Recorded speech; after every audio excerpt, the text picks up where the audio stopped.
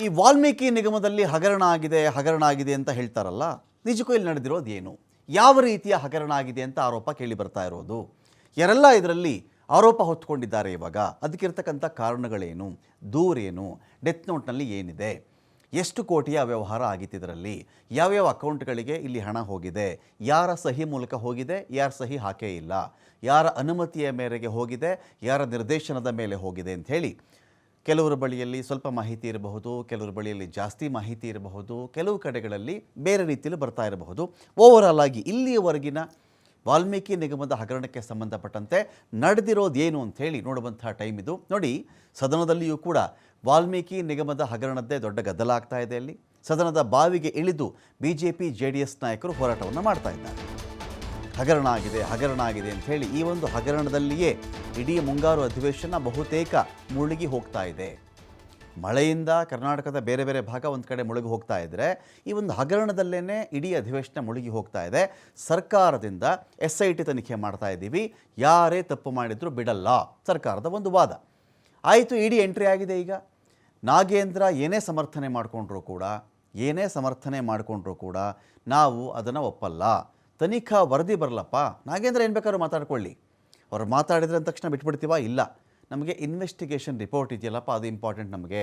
ಆ ಒಂದು ವರದಿ ಬರಲಿ, ನಾವು ಕಾಯ್ತಾ ಇದ್ದೀವಿ, ವೆಯ್ಟ್ ಮಾಡಿ ಸರ್ಕಾರ ಹೇಳ್ತಾ ಇದೆ. 89 ಕೋಟಿ ಹಗರಣವನ್ನೇ ಮುಂದಿಟ್ಕೊಂಡು ವಿಪಕ್ಷಗಳು ಮೈತ್ರಿ ಹೋರಾಟವನ್ನು ಮಾಡ್ತಾ ಇವೆ. ವಿಧಾನಸೌಧ ಮುತ್ತಿಗೆ ಆಯಿತು, ಪಾದಯಾತ್ರೆ ಆಯಿತು, ಗಾಂಧಿ ಪ್ರತಿಮೆ ಎದುರುಗಡೆ BJPಯ ಪ್ರತಿಭಟನೆ ಕೂಡ ಆಯಿತು. ಇತ್ತ ಇಡೀ ಕಸ್ಟಡಿಯಲ್ಲಿರ್ತಕ್ಕಂಥ ಮಾಜಿ ಸಚಿವ ನಾಗೇಂದ್ರನಿಗೆ ಫುಲ್ ಡ್ರಿಲ್ ಅಂತೂ ನಡೀತಾ ಇದೆ. ನಿಗಮದ ಅಧ್ಯಕ್ಷ ದದ್ದಲ್ಗೂ ಕೂಡ ನೋಟಿಸನ್ನು ಕೊಟ್ಟು ವಿಚಾರಣೆಯನ್ನು ಮಾಡ್ತಾ ಇದೆ ಇಡಿ.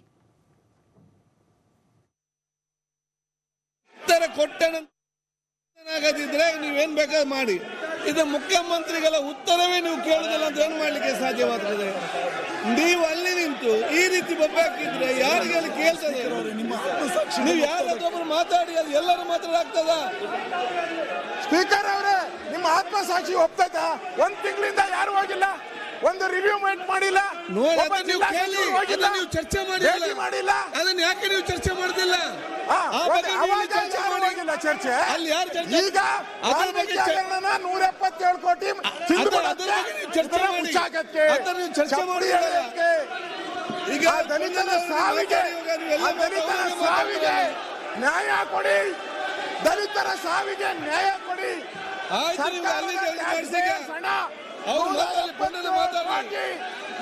ಟ್ಯಾಕ್ಸ್ ಕೊಡಿ, ಮಾತಾಡ್ಲಿಕ್ಕೆ 170 ಕೋಟಿ ಲೂಟಿ ಮಾಡಿದ್ದಾರೆ, ಬೆಲೆ ಕೊಡಿ. ಒಂದು ತಿಂಗಳಿಂದ ಮಳೆ ಬರ್ತಾ ಇದೆ, ಒಬ್ರು ಹೋಗೇ ಇಲ್ಲ, ಒಬ್ಬ ಜಿಲ್ಲಾ ಮಂತ್ರಿ ಹೋಗಿಲ್ಲ, ರೆವಿನ್ಯೂ ಮಂತ್ರಿ